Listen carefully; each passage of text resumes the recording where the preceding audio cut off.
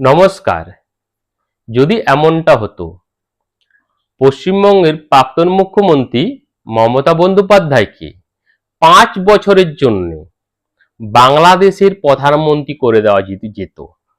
ধরুন বাংলাদেশের প্রধানমন্ত্রী করে দেওয়া হলো ৫ বছরের জন্য, তাহলে উনি কি করতেন?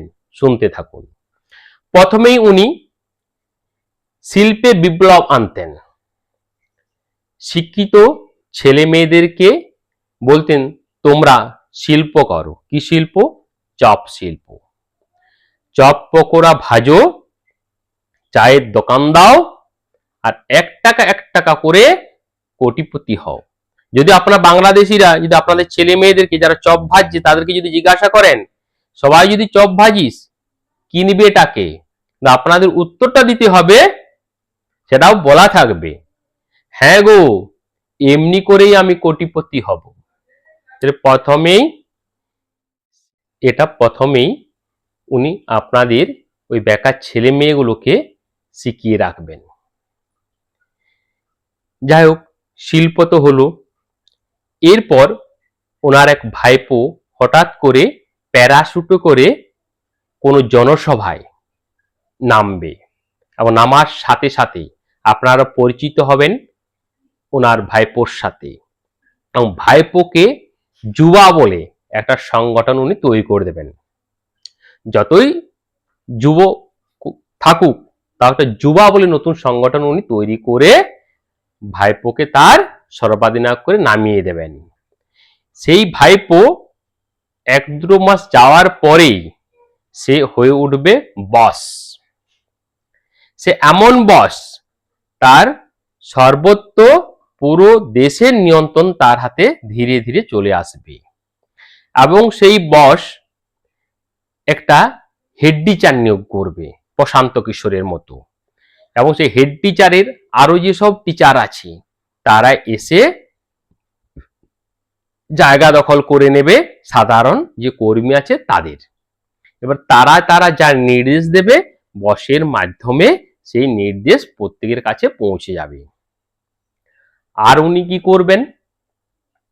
উনি নানা রকম খেলা মেলা তৈরি করবেন, প্রচুর খেলা মেলা, নতুন নতুন ক্লাব তৈরি করবেন, তাদেরকে একটা মোটা অঙ্কের ডোনেশন দেবেন, শুধু একটা চুক্তিতে সামনে যে ইলেকশন আসবে সেই বৈতরণী যেন পার করে দেয়, আর কোনো উদ্দেশ্য নেই।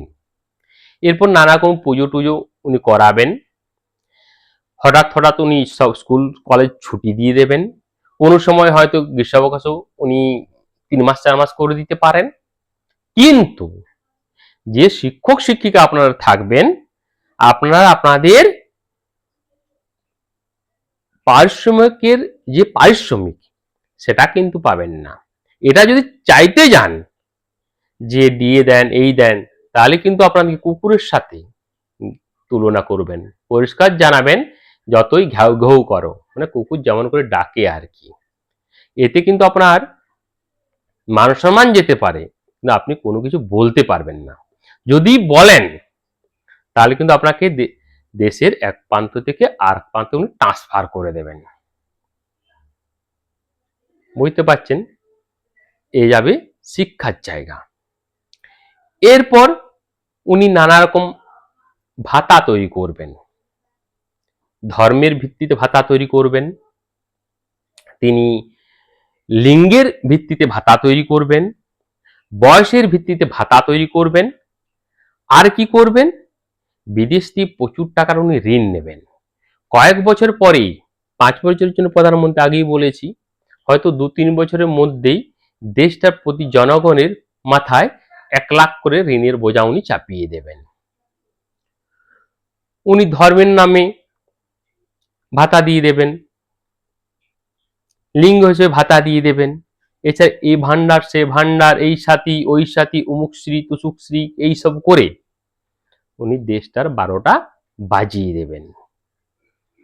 আর চাকরি বাকরির কথা যদি বলি, কেউ পাবে না, কারণ ওই যে বস, ভাইপো তার নেই, সে হয়ে গেছে বস। বস চাকরিগুলো বিক্রি করবে। যেমন বেতনের চাকরি, ধরুন ১০০টা চাকরি দেওয়া হবে, উনি 10 লাখ করে বিকতে শুরু করলেন। যে 100 জনের কাছেই টাকা নেবেন এমনটা নয়, উনি 1000 জনের কাছেও নিয়ে নিতে পারেন। 100 জনকে চাকরিটা দিয়ে দিলেন, বাকি যে 900 জন রয়েছে তাদেরকে বলা হবে আগামী আগামী একটু অপেক্ষা করো, পরের বার তোমাদের।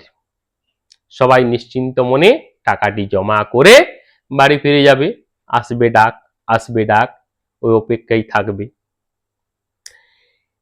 তাহলে চাকরি বাকরির ব্যাপারটাও তো বুঝেই গেলেন। এবার উনি কি করবেন, মানুষকে মাঝে মধ্যে সান্ত্বনা, সান্ত্বনা বলতে এখানে পুরোপুরি বিনোদন, এ কথাটা কিন্তু আমি গ্যারান্টি নিয়ে বলতে পারি, আপনারা কিন্তু বিনোদন প্রতি মুহূর্তে পাবেন। যারা রিলস টিলস তৈরি করে তাদেরকে আর কোনো রকম কোনো চিন্তা ভাবনা করতে হবে না। উনি বলতেই পারেন যে মুজিবুর রহমানের দাদুর সাথে বসে আমি চা খেয়েছি, আমি রেন ফরেস্টে বেড়াতে গিয়েছি, উনি বলতেই পারে, আপনাকে ধরে নিতে হবে। উনি বলতেই পারেন যখন শেখ হাসিনা কোথায়, না শেখ হাসিনাকে আমি চাঁদে পাঠিয়েছি, চাঁদে এখন সে বাড়ি টাড়ি করে ভালোই আছে। আপনাদের কিন্তু মানতে হবে, হ্যাঁ শেখ হাসিনা চাঁদেই আছে। আপনারা তো মনে করতে পারেন উনি অনেককে দিয়ে অনেক কাব্য লিখিয়ে নিতে পারেন, তবে হ্যাঁ উনি সর্বগুণে উনি পারদর্শী। যদি কোনো ছবি আঁকার ব্যাপার থাকে বেশ সুন্দর উনি ছবিটি সঙ্গে সঙ্গে এঁকে দেবেন, যা বলবেন সঙ্গে আঁকি বুকি কেটে দেবেন, ওনার ছবি সুপারহিট। যদি কোনো ওই ছবির প্রদর্শনী হয় ওনার ছবি প্রথম হবে এবং সর্বোচ্চ মূল্যে কোটি কোটি টাকা মূল্যে ছবি বিক্রি হবে। এটা আগে থেকে ঠিক করা থাকে, আমাদের এখানে হয়েছে তাই আমরা জানি, তাই বলে দিচ্ছি আর কি। তাহলে উনি সর্বোচ্চ শিল্পী হবেন আপনাদের দেশের। আর কি হবেন, আগডুম বাগডুম ঘোড়াডুম সাই, আগডুম বাগডুম নানা রকম কবিতা উনি লিখতে, আর এপাং ওপাং ঝপাং এইসব আর কি। উনি হয়ে যাবেন সবচেয়ে বড় কবি। সেই কবিতা না থাকবে মাথা, না থাকবে মুন্ডু, কোনো তার অর্থ নেই, আলংকারিক অর্থ নেই, আক্ষরিক অর্থ নেই, কিন্তু আপনাদের পড়তে হবে এবং প্রশংসা করতে হবে। তাহলে উনি হয়ে যাবেন আপনাদের দেশের সেরা কবি। মানে এমন প্রধানমন্ত্রী পাবেন যিনি সর্বোচ্চ শিল্পী, সর্বোচ্চ কবি, এছাড়াও সব রকমের বাদ্যযন্ত্র উনি বাজাতে পারেন। বিভিন্ন অনুষ্ঠানে উনি ডান্ডিও খেলবেন, তবলাও বাজাবেন, কোনো কোনো হারমোনিয়ামও ধরবেন। আর আপনাদের রুনা লায়রারা হয়তো ওনার কাছেই গান শিখেছিল, এটাও আপনারা জানবেন। মোহাম্মদ রফিরা ওনার কাছেই গান শিখেছিল বা ওনার কাছে গানের সুর নেয়, সেটা আপনারা জানবেন। মানে 24 ঘন্টা মানে বিনোদনের কোনো অভাব থাকবে না, আপনারা খালি পেটে থাকবেন কোনো অসুবিধা নেই, কিন্তু বিনোদনটা পাবেন। আর উনি গীতিকার, সুরকার সব হয়ে যাবেন। এছাড়া মাঝে মধ্যে দেবেন খেলা হবে, নাটক হবে, খেলা হবে করে পা ভাঙ্গের অভিনয়, যেটা ভালো অভিনয় করতে পারবেন। আর আপনাদের যেসব বাংলাদেশি যারা চলচ্চিত্রের সাথে যুক্ত সেই সব শ্রেণীর বিশেষ করে মহিলারা যারা অ্যাকচুয়ালি নায়িকা, তাদের মমতা ব্যানার্জির চারিপাশে তাদেরকে আপনারা সবসময় দেখতে পাবেন আর দিদি দিদি বলে চিৎকার শুনতে পাবেন। এটা আমাদের এখানে হয়েছে, আপনাদের প্রধানমন্ত্রী হলো তাই হবে, এর বাইরে কিছু হবে না। ব্যাস, তারাও নানা রকম পদ পাবে। তাদের নতুন একটি পদ আছে যে তারা বুদ্ধিজীবী, তাদেরকে বিভিন্ন দপ্তরে মাথায় বসানো হবে, দেশের টাকাগুলি তাদের পকেটে ভরে দেওয়া হবে। তারা শুধু বলবে দিদির অনুপ্রেরণায়, দিদির অনুপ্রেরণায়। আপনাদের ছেলে মেয়েরা জুতো পাবে, জামা পাবে, হ্যাঁ অবশ্যই পাবে, কিন্তু যে টাকা অ্যালোটমেন্ট হবে তার অর্ধেক পয়সারও কম দামে ওই জামা কাপড়গুলো কেনা হবে, বাকি অর্ধেক টাকাটা ওই বস অর্থাৎ ভাইপোর কাছে চলে যাবে। হ্যাঁ হবে, উনি সরকারি মিটিং করবেন, সরকারি মিছিল করবেন, সে তো স্টেজ বাঁধা হবেই, তার মূল্য 2 কোটি 4 কোটি হয়। যদি কোনো পাবলিক মিটিংও করেন, আপনাদের যেসব পুলিশ আর আছে না, এদিকে এক থানা থেকে আর এক থানা সাধারণ পোশাকে আপনাদের ওনার মিটিংয়ে গিয়ে লোক ভরাতে হবে। মানে একদিকে পুলিশ, একদিকে জনগণ, পুলিশকে দৈত্য চরিত্রে অভিনয় করতে হবে। এছাড়া আরেক ধরনের উনি পুলিশ তৈরি করেন, ভাতাজীবী পুলিশ, আমরা বলি এখানে সিভিক পুলিশ, ওটা উনি পুলিশ তৈরি করবেন। সেই পুলিশরা কি করবে, তারা আজ যাই করুক নাই করুক, ওই বস যখন 15টা 20টা 30টা গাড়ি নিয়ে কনভয়ে যাবেন কোথাও মিটিং মিছিল করতে, সেই পুলিশরা, ওই ভাতাজীবী পুলিশরা সাধারণ পোশাকে গিয়ে তারা আগে বসে পড়বে, কারণ জনগণ এত চায়, বস বস করে চিৎকার করবে। আপনারা বুঝতেই পারবেন না কোথা থেকে কি হচ্ছে, আর সব পাবেন, সব করে দেবেন। উনি 5 বছরের জন্য দায়িত্ব নিয়েছেন, উনি হয়তো 1 মাস পরে ডিক্লেয়ার করে দিতে পারেন যা কাজ করার আমরা সব করে দিয়েছি, আপনারাও হাততালি দেবেন, উনি সব করে দিয়েছেন। কিন্তু দেশটিকে ভিতরে ভিতরে একবারে সেই উই পোকাটি যে ধরিয়ে দেবেন, সবকিছু একসাথে ধসে পড়বে, মানে দেশটাকে বিক্রির পথে নিয়ে চলে যাবেন,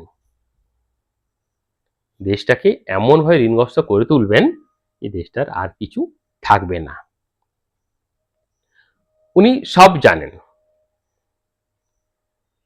ক্রিকেটও গোল দিতে পারেন, আর 2-1 যে ক্রিকেটার থাকবেন আমাদের রাজ্যের দাদার মতো সৌরভ গাঙ্গুলি, তাকে উনি শিল্পপতি বানিয়ে দিতে পারেন, যেটা এখানে হয়েছিল আর কি। তাহলে আপনাদের কোনো অনেক ক্রিকেটার আছেন, প্রাক্তন ক্রিকেটার, তাদেরকে দেখবেন হয়তো হঠাৎ করে শিল্পপতি বানিয়ে দিয়েছে, মানে উনি সব পারেন। আর উনি যেটা বলেন সেটাই আইন, আর যেটা বলেন সেটাই রূপক। 1 2 3 4 আমি আজ আসবো নাই, এটা আপনাকে মানতে হবে, হ্যাঁ এটা একটা বাগধারা, এটা ছিল, উনি বানিয়েছেন, আপনাদের শুধু হাততালি দিতে হবে। আর প্রয়োজন বোধে ওনাকে যারা ভোট দিয়ে জিতিয়ে আনবে তাদেরকে মাঝে মধ্যে উনি দুধেল গায়েও বলতে পারেন, এটা কিন্তু আপনাদের মেনে নিতে হবে, কিচ্ছু করার নেই। উনি কোনো জায়গায় নামাজ পড়তে যেতে পারেন এবং সেখানে ধর্মটাকে উনি রাজনীতির সাথে সুন্দরভাবে মিশিয়ে দিতে পারেন। আমাদের রেড রোডে এরকম হয় আর কি, হয়েছে অনেকবার, আমি দেখেছি, তাই বলছি আর কি।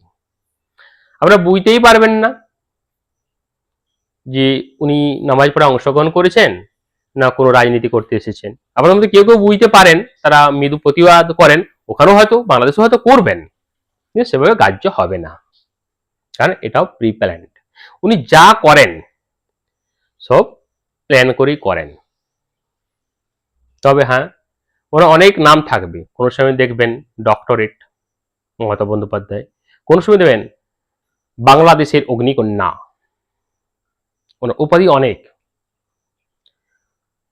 ওনাকে বলা হয় সততার প্রতীক, আর এই সততার প্রতীকের একটি জিনিস আপনারা দেখতে পাবেন সব সময়, খুব ভালো লাগবে, যেখানে যত জায়গা আছে সরকারি হোক মানুষের বেসরকারি জায়গা হোক, ওনার বড় বড় হোর্ডিং, ওনার ছবি রাস্তায় বলুন, বাথরুমের দেওয়ালে বলুন, কোনো মনুমেন্টের দেওয়ালে বলুন, তোলা থাকবে।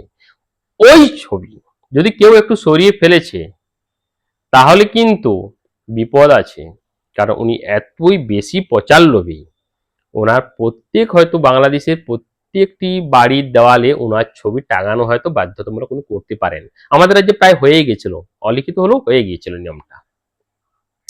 তাহলে বুঝতে পারছেন, এই করে করে 5 বছরের কাছাকাছি এসে উনি যখন দেখবেন যে অবস্থা তো বাবু ভালো নয়, তখন দেখবেন চলো ভিন দেশ থেকে কিছু মানুষ কালেক্ট করো, তাদেরকে নাগরিকত্ব দিয়ে দাও এবং যেন আমাকে ভোটটা দেয়।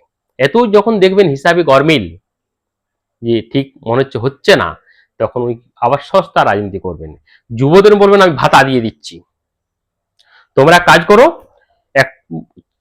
একটু চা করো, একটু ঘুগনি বানিয়ে নাও, বউকে বলবে ঘুগনি বানিয়ে দিতে, রেল স্টেশনে বাস স্টপে ঘুগনি বিক্রি করো, টাকা হবে, আর আমি তোমাদের একটা 1500-1800 একটা ভাতা দিয়ে দিচ্ছি।